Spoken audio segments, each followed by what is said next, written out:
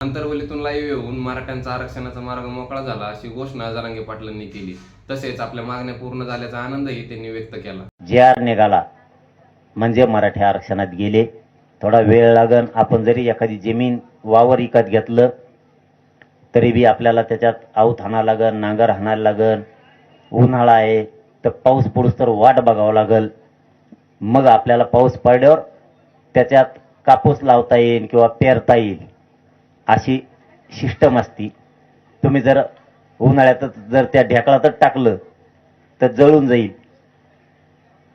त्याच्यामुळं JR निघाला. मराठवाड्यातले 100% आरक्षणात जाणार आणि पश्चिम महाराष्ट्रातले जाणार आणि महाराष्ट्रातले पण राहत नाहीत. परत म्हणते पश्चिम महाराष्ट्र आणि मराठवाड्यात चालला काय.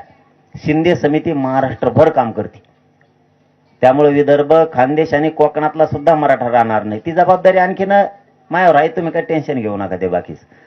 जर का आता काही मागं पुढं झालं ना पहिल्यासारखंच होणार आहे. बंद गावात यायचं महाराष्ट्रभर. एका मंत्र्याला नेत्याला फिरून देत नाहीत मराठी महाराष्ट्रात कुठंच. त्यामुळं तुमचं पुन्हा एकदा मनापासून कौतुक करतो गावकऱ्याचं.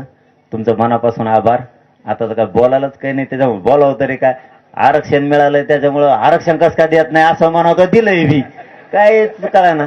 आणि गावकऱ्याने इतकं आज हे केलं ना. अचानक मी म्हणलो होतो हा